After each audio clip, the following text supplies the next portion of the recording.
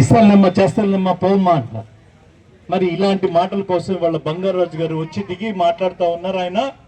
ఆయన మాట్లాడుతున్నారు, ఈ రాష్ట్రంలో 17 కాలేజీలు 2021లో తెచ్చిన మాట వాస్తవమే. మరి అన్ని కాలేజీలు 6వ 7వ కాలేజీ అయ్యాయి అంటున్నారు. బాపట్ల కాలేజీ ఎందుకు ఇక్కడ ఉంది, ఇలా ఉంది అంటే ఆయన మన మీద సానుభూతి చెప్తున్నాడు. ఈ రాష్ట్రంలో జగన్మోహన్ రెడ్డి గారు 17 కాలేజీలు పెట్టినప్పుడు గవర్నమెంట్ ఆఫ్ ఇండియా ప్రతి సంవత్సరం 3 నుంచి 4 కాలేజీలు ఇస్తామన్నప్పుడు మనం అన్ని కూడా విడతల వారి మన బాపట్ల కాలేజీ 3వ విడతలో ఉంది. ఈ 4 విడతలకి సంబంధించినటువంటి స్థల సేకరణ జరిగింది. నాబార్డుతో అప్పు మనం తీసుకున్నాం, గవర్నమెంట్ ఆఫ్ ఇండియా ఇప్పించింది కాదు. అప్పు మనం చేసాం. మనకున్నటువంటి అవకాశాన్ని బట్టి, స్థాయిని బట్టి మనం నాబార్డు ద్వారా రుణాన్ని ఏర్పాటు చేసుకొని కాంట్రాక్టర్లు పిలిచి కాంట్రాక్ట్కి ఫేజ్డ్ మేనర్లో అప్పచెప్తే మొదటి ఫేజ్ మేనర్ మరి మచిలీపట్నము, బందరు, దాని కింద ఉన్నటువంటి 4-5 కాలేజీని పూర్తి చేసి వాటిలో 3వ సంవత్సరం విద్యా సంవత్సరంకి వచ్చారు. అక్కడ పిల్లలు ఏం ప్రచారం చేస్తా ఉన్నారు, అసలు ఎక్కడ ఏమీ కట్టలేదట. అరే కళ్ళ జరగకుండా పిల్లలు చదువుకొని బయటకు వస్తూ ఉన్నారు కదరా, మీకు తెలియదు అంటే నీకు తెలియదు అంటే నువ్వు వాడు చూస్తేనే కళ్ళున్న కళ్ళని కబోదులాగా మాట్లాడుతూ ఉంటే అది స్వయంగా చంద్రబాబు నాయుడుతో సహా తమ్ముళ్ళు మీ మెడికల్ కాలేజీ తెచ్చింది మనమే అంటున్నాడు. అరే నువ్వెక్కడ తెచ్చావు, ఏ రోజు తీసుకొచ్చావు, ఎప్పుడు చిన్న ఆలోచన చేసావు అంటే ఆయన బహుశా ఆయన ఉద్దేశం అంటే మొన్న గత 5 సంవత్సరాలు కాంగ్రెస్ పార్టీ పంచం చేరి నరేంద్ర మోడీని పిచ్చి పిచ్చగా తిట్టినటువంటి సంగతి మర్చిపోయాడు. అమిత్ షా మీద రాళ్ళు వేసిన సంగతి మర్చిపోయాడు. ఇప్పుడు ఏమంటున్నాడు, కేంద్ర ప్రభుత్వం ఇచ్చింది కాబట్టి మేము ఇచ్చినట్టే అన్నట్టుగా మేము కూటమిలో ఉన్నాం కాబట్టి ఆ 17 కాలేజీలు జగన్మోహన్ రెడ్డి గారు తెచ్చింది కాదట, నేనే తెచ్చాను తమ్ముళ్ళు అంటున్నాడు. మరి ఆ రకంగా ఆయనే మాట్లాడుతూ ఉంటే కింద వాళ్ళు ఏం మాట్లాడతారు? 18 నెలల తర్వాత కూడా ఒక్క పెన్షన్ రాకపోయినా ఏ మాత్రం కూడా మరి చిన్నపాటి నామోషి కూడా లేకుండా కళ్ళ ఎదురకుండా బాధలు పడుతూ చిన్న పెన్షన్ కోసం ఆదుర్దగా ఎదురు చూస్తున్నారు. 60 సంవత్సరాల నుంచి 60 సంవత్సరాలు తగ్గించినటువంటి జగన్మోహన్ రెడ్డి గారు అందరికీ పెన్షన్ ఆ రోజు అందిస్తే 60 సంవత్సరాలు అయింది, మేము 50 సంవత్సరాలకి బీసీలకి పెన్షన్ ఇస్తా ఉన్నాడు చంద్రబాబు నాయుడు. 50 ఏళ్ళకే ఇస్తాడట పెన్షన్. 50 ఏళ్ళు కాదురా బాబు, మాకు 62 ఏళ్ళు వచ్చింది, 63 వచ్చింది, ఇంకెప్పుడు ఇస్తామని అడుగుతా ఉంటే ఇస్తాం, చూస్తాం, చేస్తామని చెప్తా ఉన్నారు. ఇక ఈ మెడికల్ కాలేజీలకు వస్తే నిన్న ఇక్కడ ఉన్నటువంటి కూటమి నాయకులు ఎవరికి చాలక పాపం ఆ బంగారు రాజు గారు తెచ్చుకున్నారు. సరే ఈ రాజుగారు కాబట్టి ఆ రాజుగారు ఏదో ఒక రాజుగారు చెప్తే రాజుగారు చెప్పినట్టుగా ఉంటుందనుకున్నారేమో, ఆ రాజుగారిని తెచ్చారు. ఆ రాజుగారు మీరు చెప్తా ఉన్నారు ఈ ఊళ్ళో మరి చాలా దీనావస్థలో ఉంది, మరి పునాదుల దగ్గర ఆగిపోయింది, మరి దీని పరిస్థితి ఏంటి? నేను చెప్తా ఉన్నాను, మరొకసారి నాయకులందరూ కూడా దయచేసి జ్ఞాపకం పెట్టుకొని వాళ్ళని తిప్పికొట్టండి. ఇక్కడ మనం మొదలు పెట్టినప్పుడు 56 ఎకరాలని స్థలాన్ని సేకరించి ఉచితంగా ప్రభుత్వానికి అందజేసాం మెడికల్ అండ్ హెల్త్ డిపార్ట్మెంట్కి.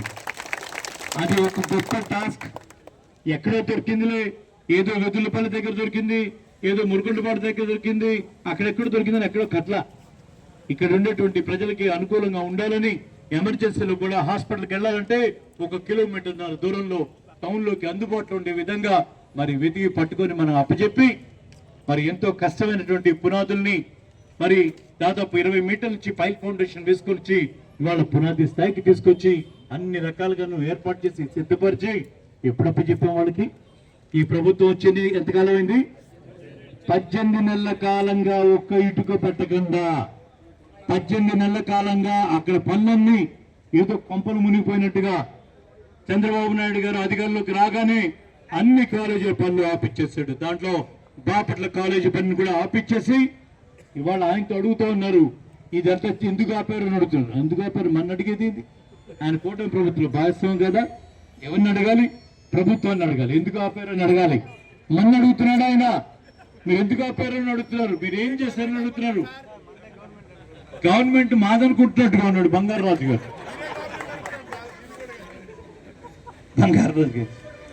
బంగారాజు గారు అవతల పక్క మన పవన్ కళ్యాణ్ గారు రకరకాలుగా ఉన్నారు. ఒక్కొక్కసారి ఒక్కొక్క వాదన ఎత్తుకుంటారు. ఒక్కొక్కసారి ఒక్కొక్క రంగు బట్టలు వేస్తుంటారు. మరి వాళ్ళందరికీ కూడా నిన్న వైజాగ్ లో తలదించుకున్న బాపట్ల అంటే పెద్ద విషయాల్లో మంచి విషయాల్లో ఆ బాపట్ల పేరు వస్తుందేమో సంతోషపడేవాళ్ళు నేను ఒకటి. ఇవాళ మరి అందరం పూజించేటువంటి ఆవుని గోమాంసాన్ని 1,75,000 కిలోల 1,89,000 కిలోల గోమాంసాన్ని అమ్మితే దాచిపెడితే దాన్ని మనం ఎవరో చెప్పిన వాళ్ళ అధికారులకు ఉన్నటువంటి సమాచారం ప్రకారం వాళ్ళ అధికారులే పోయి అక్కడ ఉన్నదని నిగ్గు తేలిస్తే ఇక్కడ గుప్తా అన్న ఎవరు ఉన్నారు బాపట్లో మన ఎమ్మెల్యే గారి అనుచరుడు. మరి అంత ధైర్యం ఎక్కడి నుంచి వచ్చింది? ఇవాళ ఆ కోల్డ్ స్టోరేజ్ లో మరి బీఫ్ పెట్టుకోవచ్చు, బరిగొడ్డు మాంసం పెట్టుకోవచ్చు, లేకపోతే చేపలు పెట్టుకోవచ్చు, కోళ్లు పెట్టుకోవచ్చు. వాటికి అనుమతులు తీసుకున్నారు.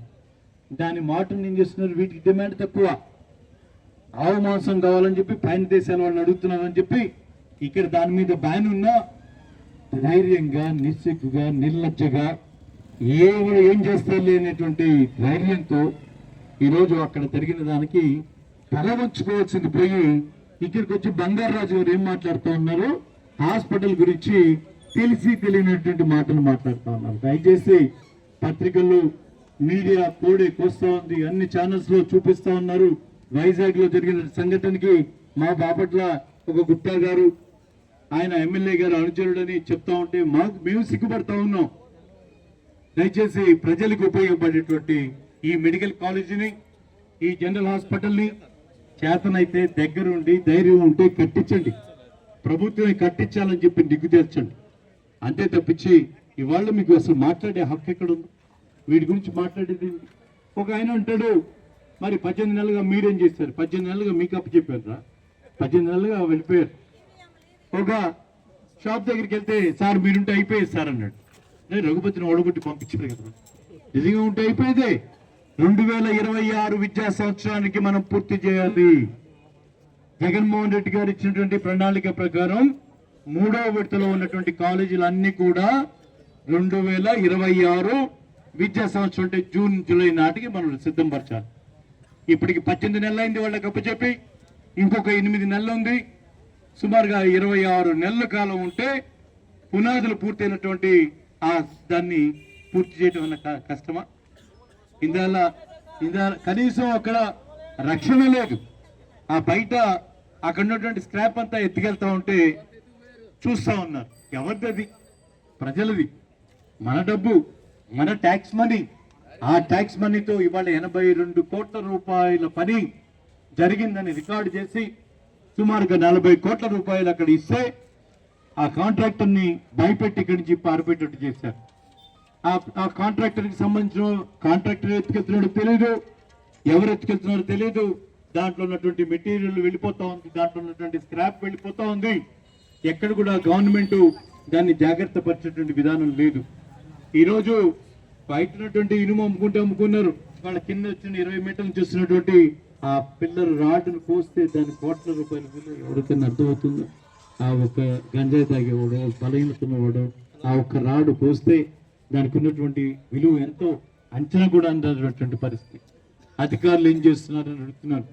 ఇదేదో ప్రతిపక్ష నాయకులు ఏదో మేము అన్నాం, మేము కట్టాం కాబట్టి ఇదో జగన్మోహన్ రెడ్డి గారి దానిలాగా, లేకపోతే జగనన్న కాలనీ జగన్మోహన్ రెడ్డి గారు కట్టారు కాబట్టి జగనన్న కాలనీ లేవి ఈ ప్రభుత్వంలో లేనట్టుగా ఉన్నాయి. ఆ రోజు కొంచెంపాటు వర్షాలు వస్తే ఒక అడుగు లోతు నీళ్ళు వస్తేనే పంచని ఇంత ఎత్తి ఇదేంది అని చెప్పి తిరిగారు. ఓట్ల కోసం వెళ్ళినప్పుడు ఈ మొత్తం మా డబ్బుతో వేస్తున్నాము. రాజుగారి దగ్గర ఎంత డబ్బు ఉందో మొత్తం ఏది చూసినా నేనే వేసేస్తాను, నా డబ్బులు తెస్తా, నా బళ్ళతో వేస్తానంటే నిజంగానే వేస్తాడేమో, రాజుగారి దగ్గర బాగా డబ్బు ఉంది వేసేస్తాడేమో అనుకున్నారు. ఇవాళ పోయి చూస్తే అక్కడ ఇబ్బందులు పడతా ఉన్నారా, నీళ్లలో ఉందిరా అంటే అసలు జగనన్న కాలనీకి అధికారులు వెళ్లాలంటేనే భయపడుతున్నారు. అక్కడికి వెళ్తే ఏదో మనకు అంటుకుంటున్నది అన్నట్టుగా, వాళ్ళని ఏదో తప్పు పడతారు అన్నట్టుగా ఏ అధికారి కూడా అటు కనీసం తొంగి కూడా చూడట్లా. అటువంటి పరిస్థితులు ఈ రోజు ఉన్నాయి. మరి ఈ రకంగా ఈ మెడికల్ కాలేజ్ అనేది మనం ఎందుకు అడుగుతా ఉన్నాం? ప్రైవేట్ రంగంలోనే చెయ్యొద్దు, ఇది ప్రభుత్వ రంగానికి ఎందుకు మరి తీసుకురావాలని మనం ఎందుకు అడుగుతున్నాం అంటే మనం అడుగుతున్న దానికి ప్రధానమైనటువంటి కారణం ఇందాక నాకు ముందు మాట్లాడినటువంటి షారువాక్ను ఎవరు మాట్లాడేటప్పుడు వాళ్ళు కూడా ప్రస్తావించారు. దీంట్లో రెండే కంపారిజన్స్ మీరందరూ కూడా గుర్తుపెట్టుకోవాలమ్మా. ఇవాళ మనకి ఏదన్నా ఆపద వచ్చి అవసరం వచ్చి మరి పెద్ద ఇబ్బంది వస్తే గుంటూరు జీజీహెచ్కి రాస్తారు, ఇక్కడ బాపట్ల హాస్పిటల్కి వెళ్తారు. ఆ పెద్ద ఆసుపత్రి రేపు బాపట్ల వస్తుంది. అంత పెద్ద ఆసుపత్రి అన్ని సేవలతో కూడుకుంది. బాపట్లకి రావాలని బాపట్లలో పేద బలహీన మధ్యతరగతి కుటుంబీకులు ధైర్యంగా వైద్య సదుపాయం కోసం ఆ హాస్పిటల్లోకి వెళ్ళాలని మేము కోరుకున్నాం. ఇవాళ ప్రైవేట్ పరం చేసి ఎన్ఆర్ఐ మెడికల్ కాలేజీ లాగా, ఎన్ఆర్ఐ మెడికల్ కాలేజ్ అంటే ఎన్ఆర్ఐ హాస్పిటల్ అంటే అది 4 గోడల మధ్య ఉంటుంది. స్థలం ఆ రోజు ప్రభుత్వమే కొంత తక్కువ రేటుకి ఇచ్చింది. ఏం నిబంధన పెట్టింది? 35% ప్రజలకి అక్కడ ఓపీ ఫ్రీగా చూడాలి. ఎవరైనా చూస్తున్నారా? ఎవరైనా అడుగుతున్నారా? ఎవరైనా సమాధానం చెప్తాడా? ఏ గవర్నమెంట్ పర్యవేక్షణ ఉందని అడుగుతా ఉన్నాను. ఈ రోజు చెప్తా ఉన్నాడు, పెద్ద పెద్ద భాష్యాలు చెప్తున్నారు. పిపిపి అంటే ప్రైవేట్ పరం దారదత్తం చేయడం కాదు, ప్రభుత్వ పర్యవేక్షణలోనే ఉంటుందని చెప్తా ఉన్నారు. ఎన్ని సంస్థలు ప్రభుత్వ పర్యవేక్షణ ఉన్నాయో ఒకసారి గుడ్డు మీద చేసుకొని చెప్పాలి. 25% మరి ఇన్పేషెంట్ సర్వీసెస్ అందించాలంటే ఫ్రీగా ఎవరికి అందిస్తున్నారు అని అడుగుతూ ఉన్నాను. అక్కడికి వెళ్ళేటువంటి అధికారులకి ఇచ్చేటువంటి కవర్లో తాగేటువంటి కాఫీనో ఇచ్చేటువంటి జీడిపప్పు తినే వస్తున్నారు తప్పించి ఏ పేదవాడి గురించి నిలబడి అడుగుతున్నారని అడుగుతున్నాను.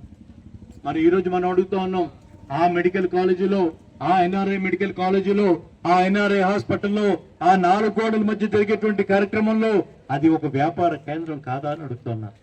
అక్కడ ఉన్నటువంటి మందు రాస్తే అక్కడ ఉన్నటువంటి షాపులోనే కొనుక్కోవాలి, బయట కూడా కొన్ని మందుల షాపు దగ్గర నుంచి వ్యాపారమే, అది అక్కడే జరగాలి. ఏవి కూడా బయటకు పోవటానికి వీలు లేదు, ఇంకొక ఆప్షన్ లేదు. వాళ్ళ కబంధ హస్తాల్లో చిక్కినట్టే ఆ రకంగా పిండి పిచ్చి పిప్పి చేస్తా ఉంటే అటువంటి వంట వీళ్ళు గొప్పగా మనకి తెస్తారట. చంద్రబాబు నాయుడు గారు ఆయన నైజం విద్యని వైద్యాన్ని ఎప్పుడు కూడా వ్యాపార ధోరణిలోనే చూశాడు. ఇవాళ కొత్త విషయం కాదు. ఈ రోజు నారాయణ చైతన్య లాంటి వాళ్ళు పుట్టగొడుగుల్లాగా వచ్చారంటే వాళ్ళంతటికి కారణం విద్యా వ్యవస్థని నాశనం చేసి, ప్రభుత్వ విద్యా వ్యవస్థని నాశనం చేసి ఇవాళ ప్రైవేట్ పరం చేశాడు. వాళ్ళకి అంటగట్టడానికి ప్రయత్నం చేశాడు. ఆ విద్యా రంగం